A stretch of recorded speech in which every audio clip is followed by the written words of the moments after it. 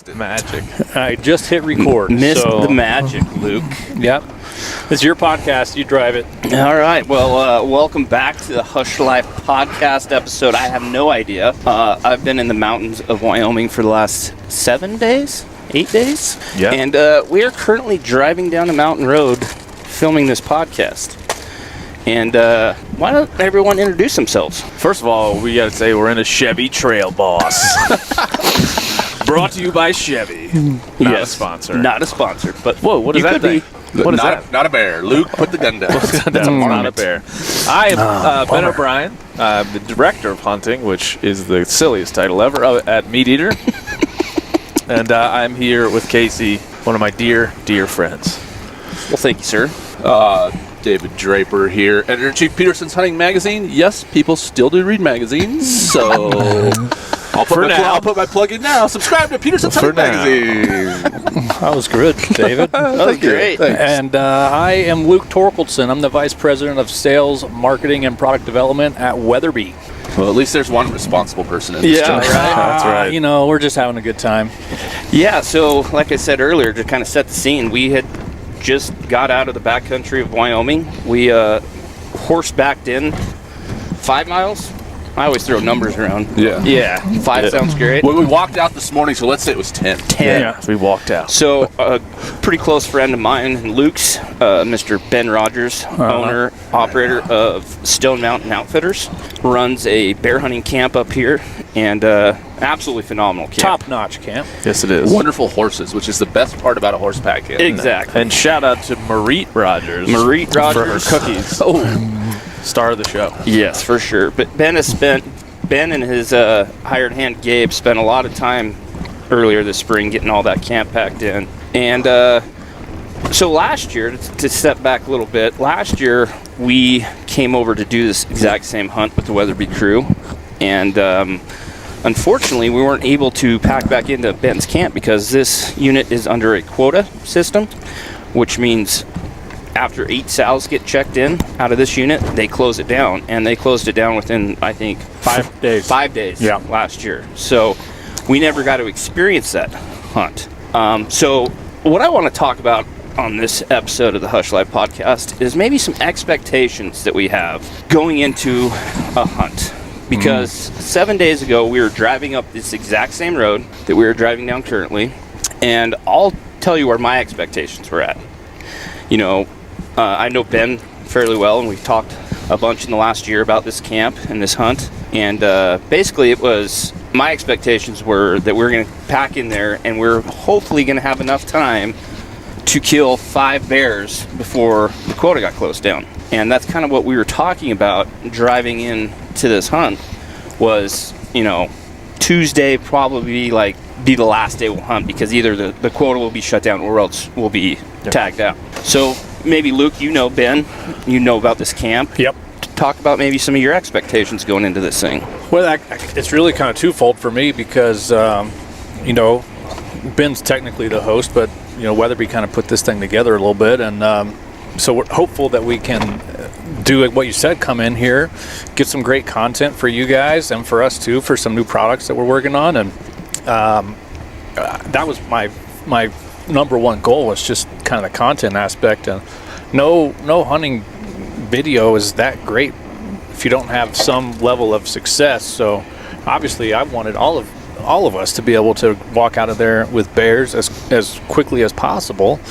And Ben Rogers is he's a known killer. Like, that guy knows what's going on. It's not like we're just kind of willy-nilly walking around in the woods. Like, he put the work in and really puts the time in to make sure that his hunters have success. So I went in there like with really high hopes that we're gonna come out of here with 4 bears in this truck, and the 5th bear was there's one other guest in camp, TJ, awesome guy we met at the trailhead. Shout out to TJ. So yeah, I was hopeful that the 4 of us would be recording this podcast with 4 bears in the back of your truck, Case. Yeah, and I think I hate doing this, and I definitely fell victim to it, and I did it because I've been on numerous hunts or fishing trips where, you know, somebody who's been on that hunt before or been in the area and was like, oh man, this is going to be killer. We've always done this or had this much success, and so you kind of build it up to that. And I feel like I might have done that to Benny and to Draper a little bit. Oh, for sure. Well, listen, yeah, I mean, so much of the hunts, whenever I hear stuff like that, I always, in the back of my mind, I go, it's hunting. Yeah. You like to hear the confidence, you like to hear the excitement, you like to hear past experiences and stories, but you always know, if you've done this long enough, you know it's hunting. The weather could be bad. In our case, just the bears weren't as active as I think we needed them to be to really have the hunt that we expected to have. But every time I've been through enough where an outfitter sat me down and said, what do you want to do after you kill your moose or your deer? And I go, just stop talking right there. Let's not make any prejudgments on how this is going to go, because you don't know how poor a hunter I am. I could miss 5 moose. So, but it is, you end up, what happens is you track to an expectation, right? You start with something and you either build up from there or down from there, or you level out, right? Exactly. And so we were pretty high. I was like, land of the giants, land of the For giant sure. bears. The story of last year, Adam Weatherby's son, Connor, shooting a 24-year-old giant sow up here was ringing in my ears for sure, going up in there. Yeah, because last year what happened was Ben took Adam and his son in the opening weekend, and Connor had a tag, and Connor killed an absolute dinosaur of a bear the first night.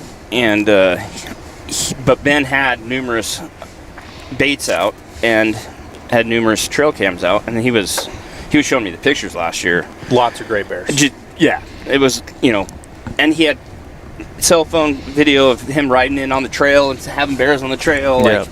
So in my head, I was like, even last year, I was like, oh man, this is gonna be great. Like, we can sit baits, or we can just go spot and stalk down the trail. Like, bears everywhere. And for whatever reason, it was a little different this year. And it wasn't just us. It wasn't just our camp, because we kept checking the quota every day. And like I said, last year, they closed the quota down in 5 days. And this year, we checked yesterday, so that had been day 6 of the season being open, and there's only 1 sow that has been checked in.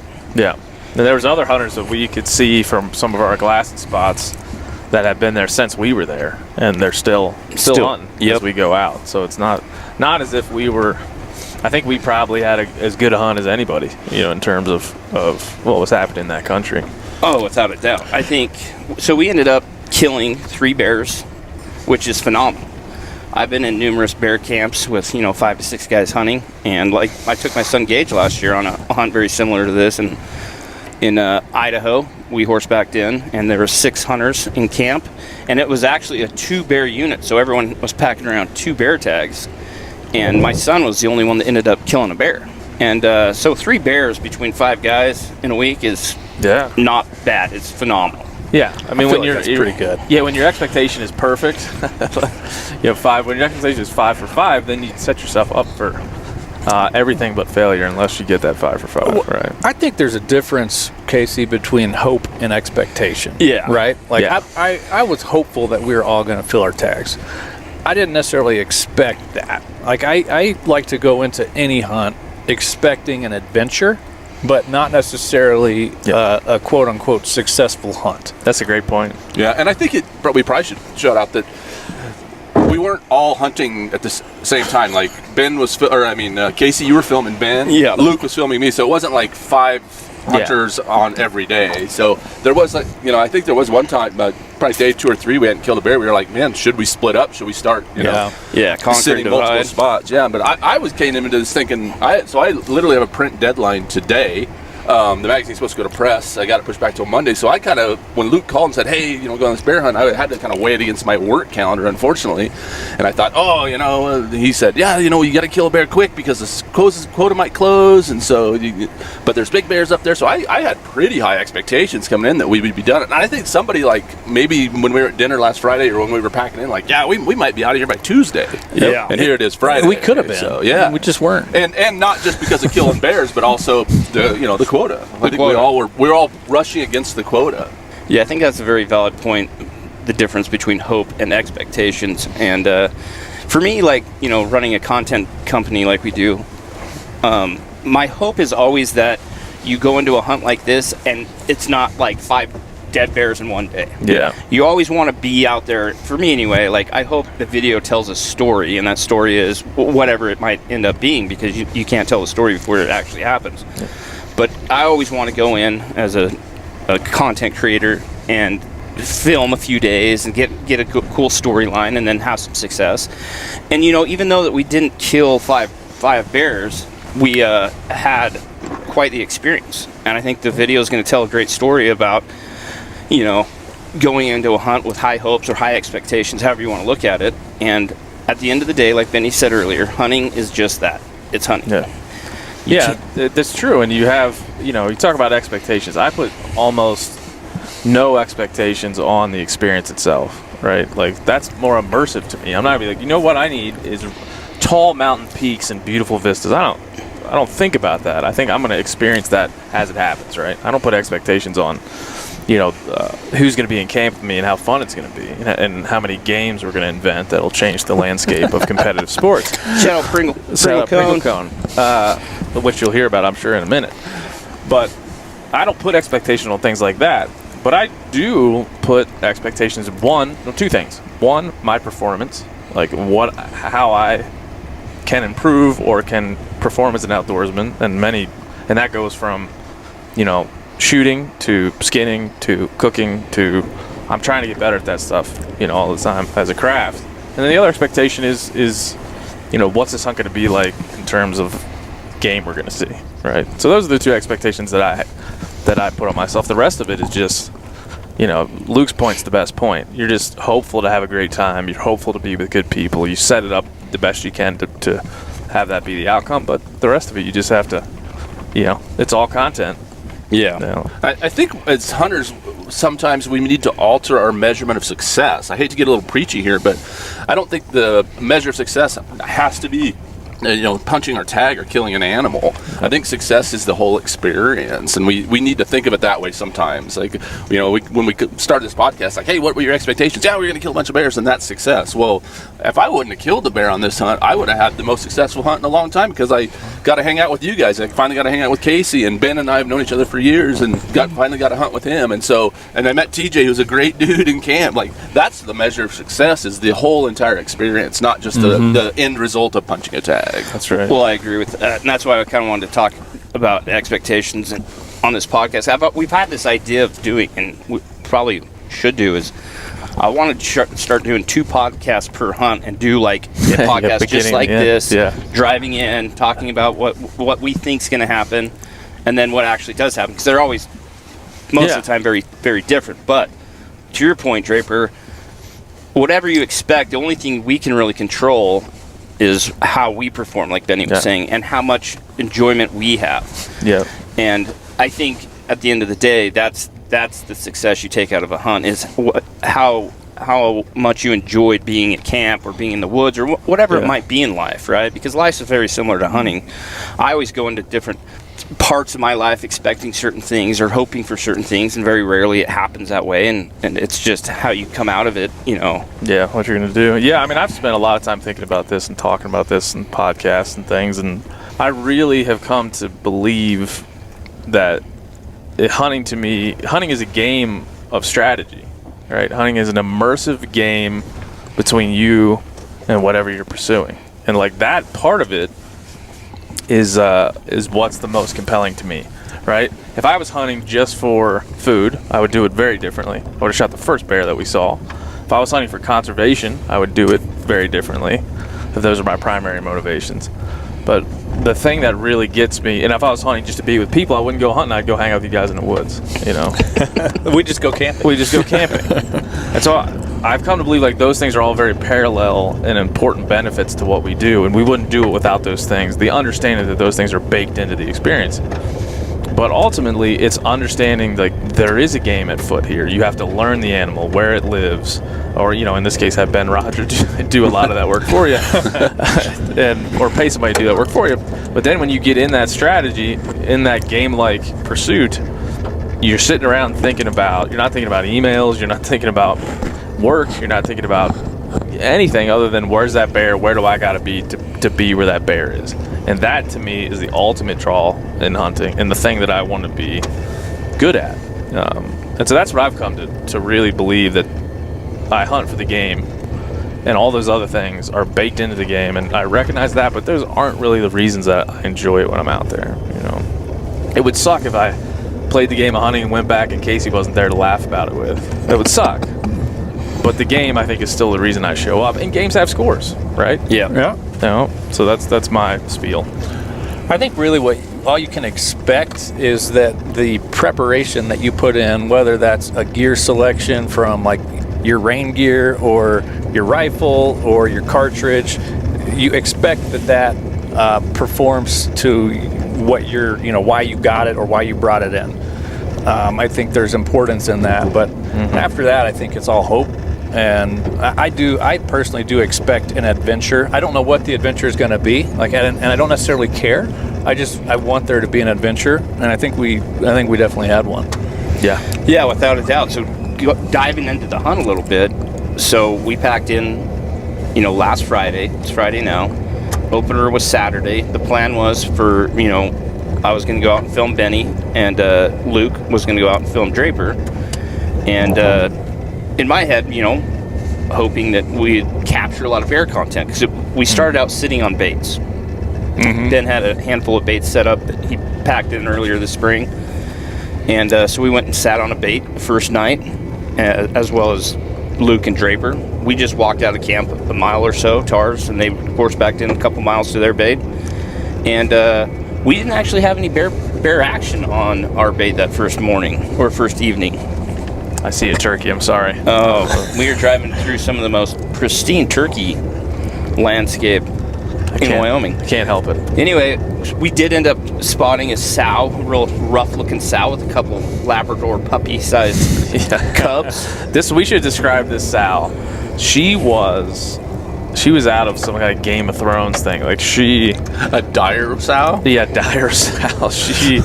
She was rubbed off on most of her hind end, and she was, I don't even know what color she was. I don't know how to describe it. Mocha? That's probably the worst way to describe a bear's color.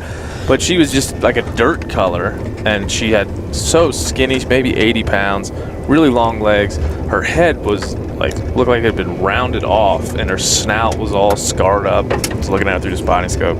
She was looking rough, and her two little black cubs are maybe only 1.5 feet long each. I mean, they were extremely young, newborn cubs. Yeah, they were fresh. And what was your guys' first night like? Go ahead. That last Saturday night we sat on a bait, and we had a sow come in, and she was I was actually thinking about shooting her. She was decent sized sow, a little lanky, didn't have a belly, but then as she was coming to the bait, she did have I wouldn't call it a cub, maybe like a yearling or a weanling with her. He was 2 years old, and he was far enough away from her that you could tell that she's trying to kick him off. Like, he wouldn't get too near her, and he was sitting there once, and she walked toward him, and he ran into the woods. So a legal bear to take, and it was one of those first night things, like, oh man, is that a bear I should shoot on the first night? As it turns out, maybe I should have, because it was a decent bear and would have made a fine trophy, but I decided to pass. We had another little small black bear come in that night as well, but I mean, my expectations were pretty high still, because okay, cool, first night we saw some bears, we saw some action, and we did see another bear up on the cliff, right, Luke? The legend of Cliff Bear. Saturday night was Clan of the Cliff Bear. Kind of between bears coming into the bait, bored's not quite the right word, but you're just waiting, right? And I'm not good at that. I'm not a good tree stand hunter. Anticipation, man, it's tough. So I'm just glassing all over the place. Behind us, there's this just sheer cliff with a rock slide underneath it, and I see this dark spot on the rock slide, and we dubbed this dark spot Cliff Bear. It's probably about a mile away, and even with decent glass, it was hard to really make out what was going on, other than he looked like a barrel. He looked like a big bear. So, yeah, I was pumped to see a big bear up there that we called Cliff Bear, and he's probably the smartest bear that ever lived. Yeah, without a doubt. I'm going with that. So that was the first night, which everyone saw some bears. I think TJ was on another bait sitting with with Ben, and they had some bears come in. So, we all get back to camp just after dark and enjoying ourselves. Like I said before, Ben has spent a lot of time packing in an absolute phenomenal camp. Great food. Shout out to Ben's wife, Marie, pre-cooking all of our meals. And it was just a really good time. And the next day was kind of similar for us. I think we went and sat on camp bait, which is, camp bait, 1,000 yards from camp. Yeah. Because we had actually went and checked the stealth cam that Ben had put on it, and there were some bears hitting it. So we're like, well, let's go get some, go sit here and get some action, which we think there was a bear that tried to sneak in behind us. We were tight on the bait. We were 50 yards from the bait because that's really the only thing we could do. If we wanted to film the bear that we were, trying to kill, we had to be pretty tight to the bait. And, that comes with its disadvantages, right? It comes with the fact that what we think happened is we sat there, no bears, but right around about 7:15 roughly, there's a bunch of crashing behind us and clearly something running. And you can usually tell if it's an ungulate, it's got hooves. Like, you can usually tell an elk stomping through the timber and the difference between an elk and a bear. It sounded like a bear, and the thought is that bear just probably walked right up in behind us, spotted us, and because he was directly upwind of us. But to that point, because we didn't put eyes on that bear, we sat that whole night and didn't see one. And that that bait itself was 43 years old. It's been there for 43 years. That bait site had been That's been a registered bait site for 43 years. Yeah, 43 years. Which is pretty cool to think about. Like, how many cool experiences have people had in the past at that exact bait site we were at? Exactly. It's fun to think about where we were and how cool the history of that spot probably is in terms of bears seen, bears killed, whatever. But yeah, we were 2 nights in and we hadn't seen a bear on the bait, which is it's the idea of sitting and staring at buckets all night. So we knew it was slow, but these other guys were seeing bears, so it wasn't like desperation just yet there on day 2. Yeah, TJ's seeing some smaller sows, and but he was seeing bears pretty much every night, I think. And so, we saw. Did we ever get skunked fully? Except for no, the second night we saw that little cake-sized black bear, the little short fat guy. Yep. And at 6:53 or 7 o'clock, we saw a cliff bear right on time. Cliff bear. Night 2 cliff bear reappears on the cliff. So you guys, we're under the assumption that cliff bear was pretty punctual. We patterned him 7 p.m. He makes his showing on the cliff. And so on day 3, I think we said, well, if he's on the cliff at 7, we better be on that cliff at 7. So instead of sitting bait, we did a little spot and stalk and climbed up a chute. Wasn't not as bad a climb as we thought it was going to be. We kind of had an idea in our head where he was coming out. Turns out our idea was probably not exact. We ended up being a little bit left of where he probably was. We did hear a bunch of rocks clatter up on the cliff at 6:53, again punctual, and then some crashing through the woods. Oh, we called it about 7:30. Decided to run back to the bait because he didn't show up at his usual time. We were so optimistic hiking up there that we're just gonna we're gonna surprise cliff bear. We're here for you. And what'd you say? You were hiding behind the couch in his living room? Yeah. So I like that. The problem was once we actually got up to that rock slide, the access or the visibility from the tree line to just straight up exposed rocks was non-existent pretty much. There was no place to hang out other than like one little tree that we got behind that was like 50 yards from where we thought he might be. We just have to get lucky. Yeah, I mean, my shot was going to be 50 yards or 5 yards when he came from behind a tree. It was, but he didn't show, so we bombed down the mountain, got back to our bait with we got back to the trail above our bait. Kind of sat down and decided to glass the bait from the trail, which was 500 yards away. And who shows up? We're pretty sure it was cliff bear. Cliff bear was at the bait. Yeah, we potentially pushed him down the mountain. And so I think we had 20 minutes at that time. We decided the 500-yard shot was a little long with that incline, just wasn't quite ready for it. So bombed down the hill, got a tree between us and ran down a vertical, grassy, sage-covered hill and got to 400 yards with 9 minutes left. Got set up on him. I asked Luke for the dope on the cartridge and dialed her in. Cliff bear walked out of the scene and then back into the scene for a second, and I was just getting my crosshairs settled on him when he walked behind a tree. And Luke says 9 minutes till legal shooting light's over. We got plenty of time. He'll step out any second. The only tree on this hillside, which should be said, so there's nowhere this bear can go and be safe from my Weatherby rifle. But apparently behind the tree he was safe because he stayed there for 9 minutes. That's why I say Cliff Bear is the smartest bear that ever lived. Yeah. And we sat there, after legal shooting light just to watch, just to see if he would come out, and he didn't until dark, and we finally had to leave. Like I think he really built a tunnel from the bait all the way back into the cliff. Yes. I would assume after this podcast airs, there's going to be people writing songs about Cliff Bear. So the clan of the Cliff Bear. When we got to the truck, I said, we forgot something. Cliff Bear. We forgot Cliff Bear. He was supposed to come with us. He was supposed to come. He was supposed to. He did not Day show up. 3, everyone's having some action. Day 3, we kind of changed it up. Me and Benny and Ben, we did a little spot stock. And when I say spot stock, we went on a death hike. Well, in the morning, I was a little. Oh, yeah. I had a little gumption to go. Because you don't normally go to the bait until about 3. Something like that. Bears are usually hunted in the spring in the evening time. In the evening time. That's every camp I've been in. It's very similar to that. But I was like, well, there's a spot where I can go glass across a really good looking valley, and there's a big ridge with a big face on it that I can glass, and I can also sit and look at the bait. The bait that we saw, the silent cubs, the first night. So I go hiking up there after breakfast at about 9 o'clock. I get up there about 9:30. I crest the little ridge and I poke my head up, and there at the bait is a cinnamon colored bear. I was as surprised as anybody. I threw my pack down, got my rifle off my pack, ran over there really quick, threw my rifle down just in time to get the crosshairs on its front shoulder and to wait for this bear to turn its head so I could see what it was. I didn't know. It was looking down in the timber below the bait, and I thought, well, maybe this is a sow with cubs. I'm not sure what kind of bear this is, if it's a bear I want to shoot or not. All I got to do, though, is see the head. It's a pretty nice sized body. It was as big as, about 3 buckets, which is usually pretty good. So all that bear had to do was turn and look, and it never did. It scampered off into the timber. And I sat there till noon, and then went back and hooked up with Casey. Yep, when we did a little spot stock, we actually did get on a bear. Kind of the same thing. Bear a couple hundred yards off the trail. We got down on him, got the camera rolling, and just wasn't a big enough bear. Yeah.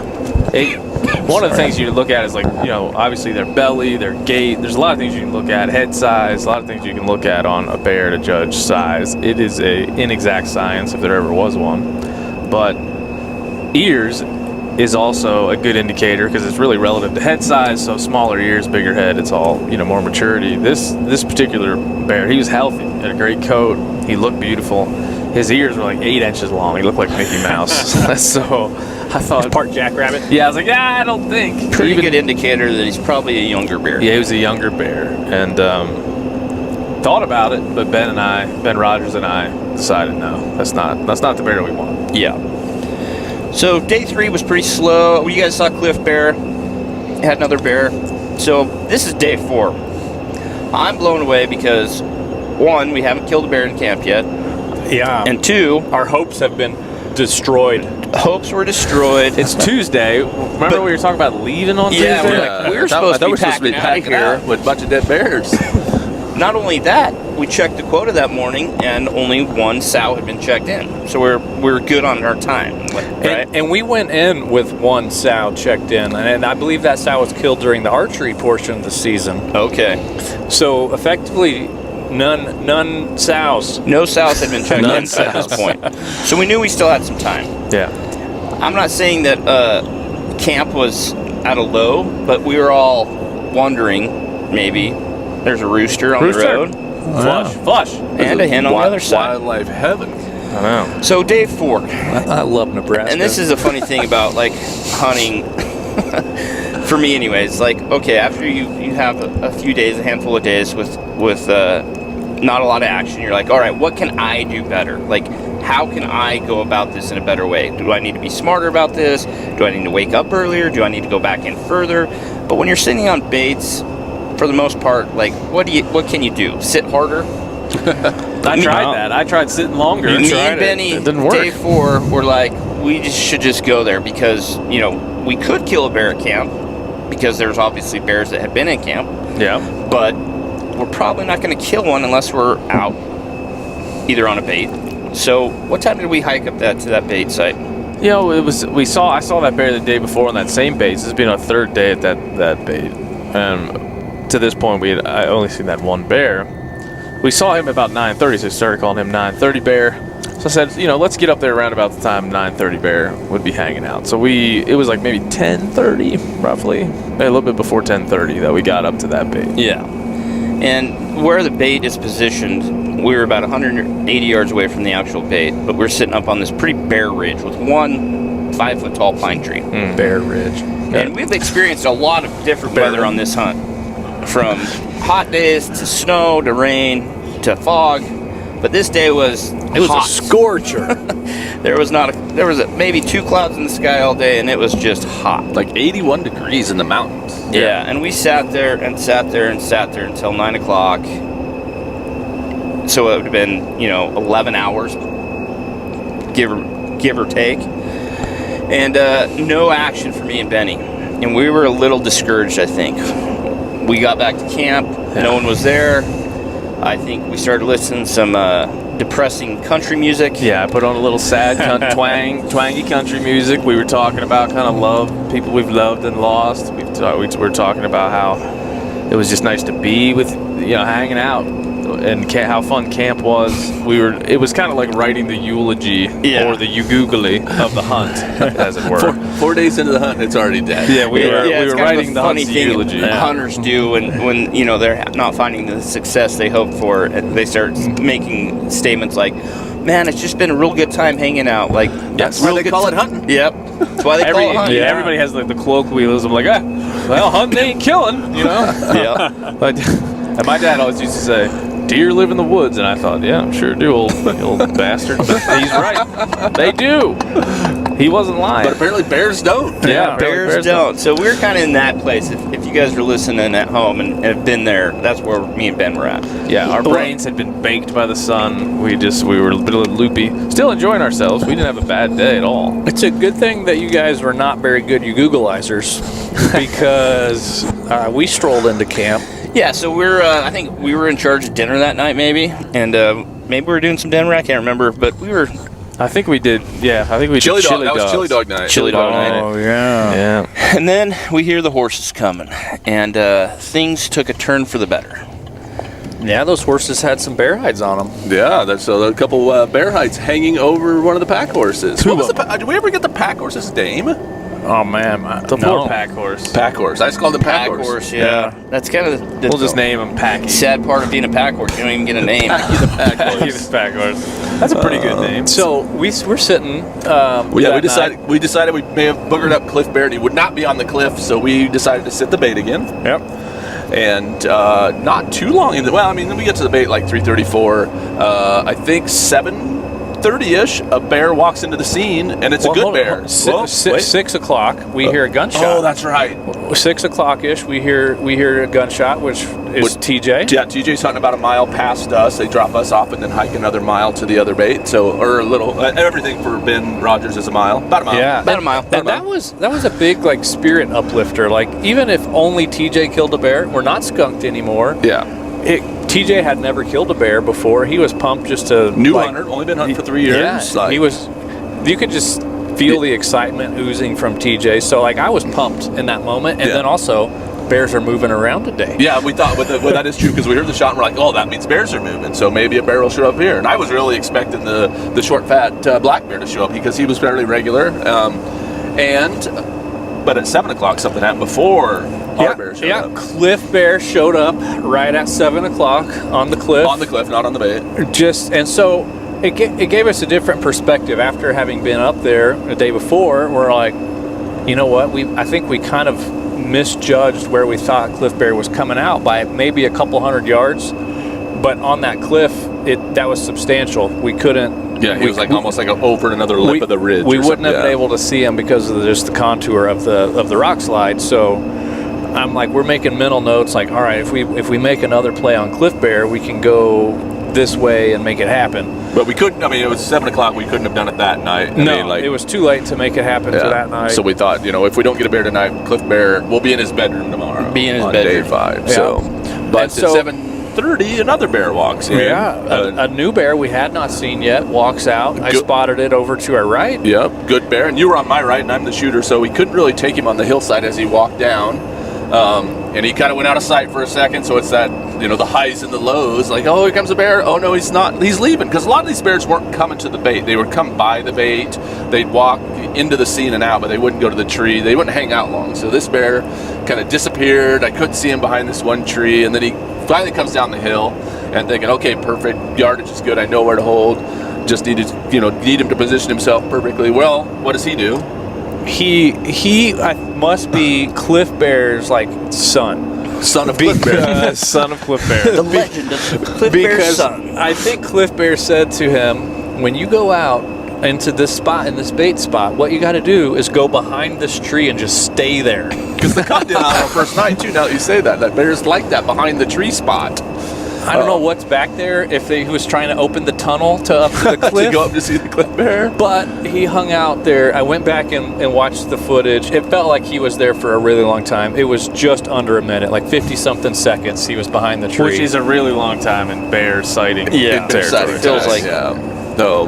But he comes out from behind the tree, and I give him the wallop. He pauses to take care of some business, and he took a nap, fell down to sleep. Which is cool because part of this hunt was you guys trying out some new cool toys. Weatherby's going to be launching here soon, right? That's right. Yeah, Draper was kind earlier when he said, Luke was trying to give me the dope on the rifle. Well, the reason that he didn't already have it is because it is a brand new cartridge, and I just have it in my phone. And so, stay tuned for that. Yeah, which will be coming out soon. We can't tell you about it this time, but it did well on that bear because he didn't go anywhere. It did work. He died right away, and the only reason he went anywhere is because he was on a vertical slope and he rolled about 10 feet and luckily caught on a tree, or we would probably still be chasing him down that steep hill. So I think there was a cliff at the end of that one, too. Yeah. So that would have been real rough. Yeah, so he hung up in that tree dead. Heard the death moan within seconds. So day 4, we had some success. 2 bears. 2 bears coming into camp. 2 bears. You guys are, and that's the whole finishing you googly. Yep. And that's what I love about hunting camps, man. You guys got in. We're hunting. We're even though we're split up, we're a group, right? And your guys' successes were our successes, and that really changed everything for us. For me, anyway, I was just like, man, this is happening. We're gonna kill some bears, and TJ got to kill his first bear, which was super cool. Yeah, and that's I said this earlier. That was refreshing to have a new hunter in camp, a guy that got to experience this. You only get one first bear, obviously, and he was just as excited as a 12-year-old kid would have been. Yeah, it was amazing. I mean, I don't want to sound jaded. I mean, it's like my 6th or 7th bear, and I was excited, so don't make it sound like I wasn't, but it was hard to compete with TJ. Yeah, just nonstop. I felt like I needed to be shouting. Well, for perspective, he was like that with everything. Yeah, everything's amazing. Awesome. Everything's amazing. We were walking out today in the snow, and he was like, this is amazing. I finally had to ask him. I said, is anything not awesome in your life? He goes, I haven't found it yet. Yeah. Everything is like, awesome. I love it. He loves it. So day 5 rolls around, and so that means Luke's up to bat. Luke's got a tag, and Draper's going to film Luke. Yep. And I decided I was going to go aggressively after Cliff Bear. Like we tried, we weren't exactly passive on our attempt the 2 nights before on Cliff Bear, but now we've seen him 3 times. Heard him a 4th time at 7 o'clock essentially. So the plan is to get in Cliff Bear's living room, and that's where I was talking about hiding. We're going to hide behind his couch, and when he walks out by the TV, we're going to just jump out and get him. Surprise! That didn't work. We got to the bedroom. We hung hung by our fingernails on the cliff edge for a couple hours. His bedroom or his living room is not like any other living room. It is a ridiculously steep rock slide that you cannot get to quietly. We made such a racket. We were doing so good. I was actually thinking, as we were getting to like the final ascent, like we've done good. Like we've been quiet. This has been awesome. And then we got onto this loose shale rock, and the quiet was over. Then it was just like, let's pretend we're a giant herd of elk and trample through this shale. So then it just became, well, we're making noise. Let's just make as much noise in as little time as possible. Yeah. And we tried to hide, and we heard a rock tumble Yeah. right about 7. 7 o'clock, I heard 2. I swear there were whoom, whoom, footsteps, and then a giant rock dislodged above our head as Cliff Bear tried to kill us by throwing a rock. Yeah, it was a bigger rock than like a little chipmunk or something could dislodge, I would think. But that was it for Cliff Bear. That's where the tale of Cliff Bear ends, I think. Well, yeah, and then to kind of insult to injury for Cliff Bear is that then as this was happening on the side of this cliff, we were watching an absolute downpour of a storm cloud build and pour in. It's starting to lightning. We're here thumber. That's a word. Thunder. The thumber is rolling, and we're getting a little nervous because it was hard to get up when that cliff was dry, and we're thinking if it really starts to rain, we're just going to have to call it. And that happened. So we poured off about 15 minutes earlier than we had originally planned to, headed to the bait when nothing happened there. Yeah, so I think we went into day 5, like, we sat on baits, I think, upwards of 23 plus hours. We were into closer to 24 hours. 24 hours, did a 6-mile hike. I think the conversation was like, man, maybe we're just, like, taking this a little too serious. It's bad juju. Yeah. We had seen the night before, then we're deciding, okay, we got our bait up in the ridge we've been talking about, the old Bear Ridge. That's not working out. Ridge. No, the No Bear Ridge. Yeah.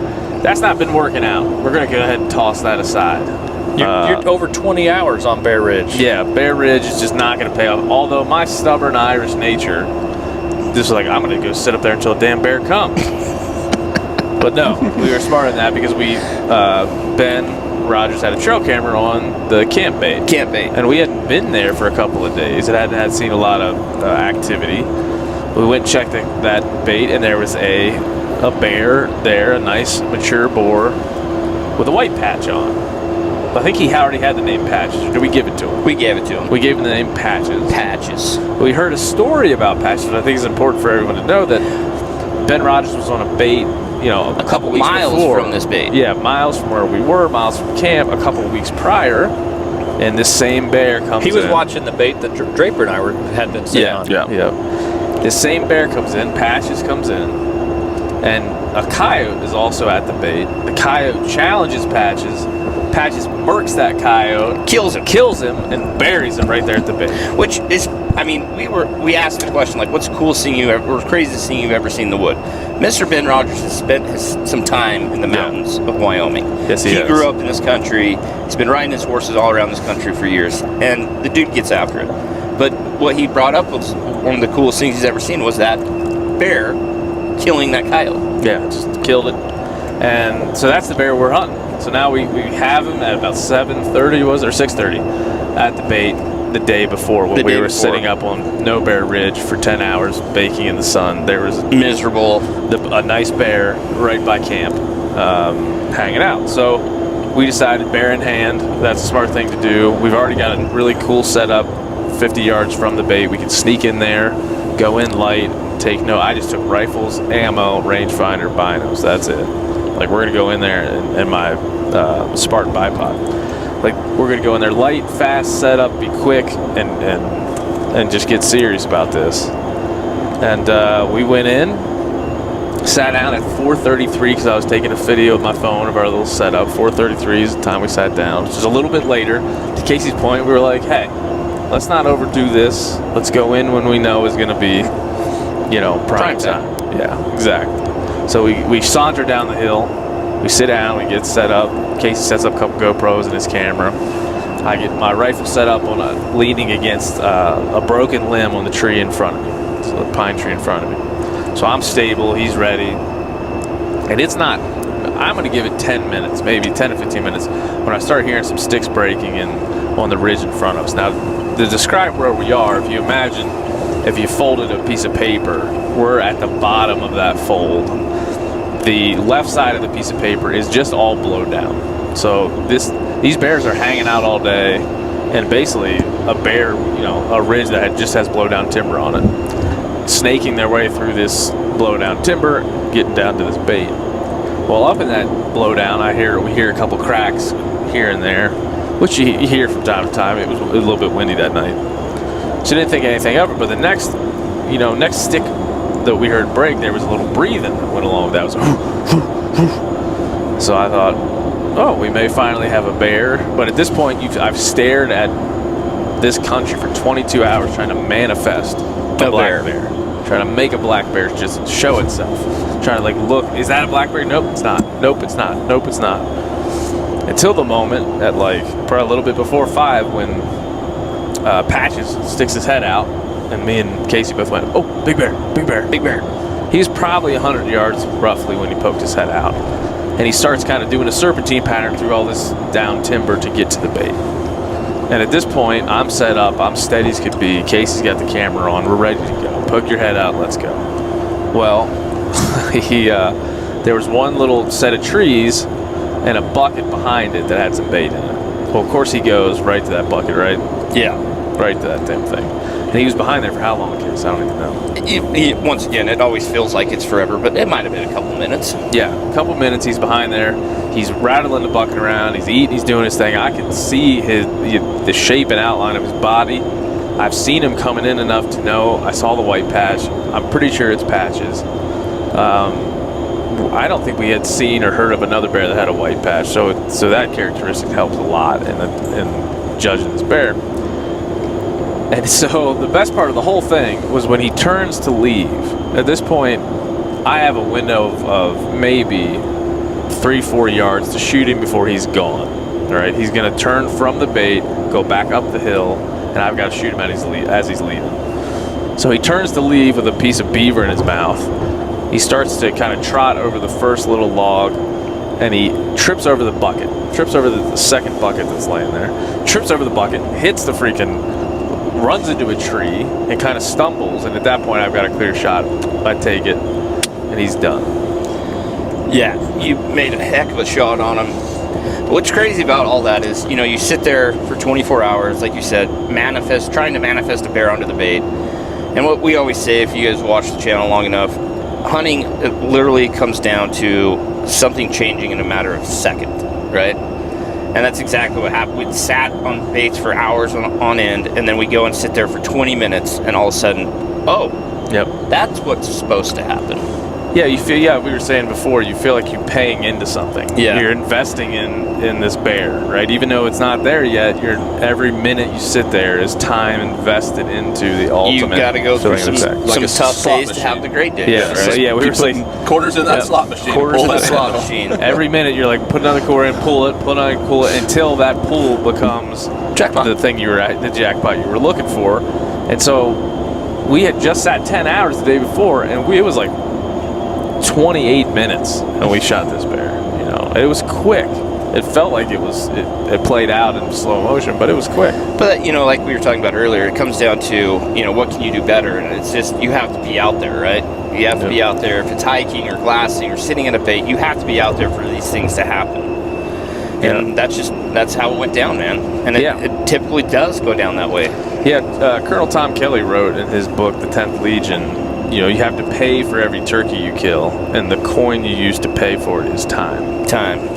And that's kind of what we did. We just had to keep going, and we had no choice. We're going to sit in camp and sulk all day. And we knew there were bears around, so you just keep on going. So that's kind of the gist of the bear hunt that we just experienced, and we appreciate you guys listening to our experiences on the audio tunes. If you want to watch the visual hunt, it is on the channel now. Go check it out. Go light on me. This is the first time I've done it in a long time where I was the camera guy. Yeah. Big shout out to Luke, who is also I got to play camera guy too. I have to officially apologize to Logie Bear because I kind of took his spot. I kind of kicked Logie out and brought your brother Benny. He was just trying to call me, so he's probably wanting an update. But big shout out to Weatherby for putting this on, Luke. Thank you, Luke. Yeah, you bet, guys. Thanks, Weatherby. Thank you guys for coming. That was we got an adventure. That's what I was looking for, and we made it happen. I got a great footage, I think, of Draper shooting his bear. You got awesome footage, Casey, of Ben shooting his. I got some really good pics and some other footage and stuff for some of our future uses for Weatherby. So I think that was a successful trip. Any last words, thoughts, opinions, feelings from anybody? Man, I'll tell you, we were at a very special place. Now, we don't want to hotspot that place. We don't want to tell anybody where it was because people are going to get after us. But from being in camp that had been established 43 years before, to just the uniqueness of the country, to the abundance of effing game animals that are there, bull elk, moose, deer, coyotes, turkeys gobbling. Yeah, turkeys gobbling in the mountains. At 7,000 feet. Yeah, you wouldn't imagine. To me, just the place the camp itself. We'll have to leave Pringle Cone for another podcast, but that also is memorable. Draper? I just think, after the tough year we've all had, with COVID and the lockdown, I had several hunts canceled last year and last fall, and it was just good. I was so excited to get to a backcountry camp, unplug for a while, get away from the craziness of the world. We had no service. We had to hike about a mile uphill, and I hate hiking uphill, so I did check in a couple times, but for the most part, we stayed away from the world for a week, and it was amazing. And I don't know, man, it just, I sound like TJ. It was just awesome. So It was a great time, and I appreciate everybody, and I appreciate hanging out with everybody. Yeah, I think I'm in the same boat as you, Draper. With COVID and everything going on this past year, our typical show season didn't exist. So I've been kind of a business traveler for a lot of years, and this is the first time really in the last year I didn't go anywhere, and it is a weird feeling. Like, I'm so grateful and so happy to be home with my family, but then you kind of get past when show season happens. You're like, oh man, what about my buddy over here, or my friend at this company, and this sales rep, and you're like, I kind of just miss my people, and then you're just kind of get not really stir crazy, but just I'm a person that craves adventure. If I don't check that box, like mentally, I start to break down. And so my wife knows that about me and is so awesome that she'll let me, take more than my fair share of adventures every year. And so to me, it just really felt good to check out, kind of like you, Draper, to just kind of mentally check out for a week, but still actually kind of be working. It was awesome. Yeah, my big takeaway is, you've heard it said 100 times, but if you want to get to know somebody or understand if it's somebody you can get along with, go and spend 4, 5, 6 days in the backcountry with somebody. And I just want to tell you all, I thoroughly enjoyed my time with you guys, getting to know all you guys better. I've known Benny and Luke for a while, and Draper was absolutely awesome spending time with you in the woods. Thanks, getting to know you, man. It was great. But hey, everyone at home, we appreciate you guys listening. We appreciate the support. And as you know, Weatherby has been a partner of ours for a long time. And we have a Hush Vanguard Weatherby that Weatherby sells on their website. Go check it out. We offer it in 5 different calibers. Unfortunately, I didn't get to use my 300 Weatherby this hunt, but it has performed flawlessly for me for the last year. Well, and here's a pro tip for you, Casey. We don't go back ordered on guns, and the market's crazy right now. However, on the Hush rifle, we do go back ordered on it. So order it and you get in line, and we're about a 90 to 120 day turnaround on those right now, which is really good at this time in the market. The market's nuts. Yep. All right, guys. Well, thanks again for listening to this episode of the Hushlife podcast, and we will see you next time.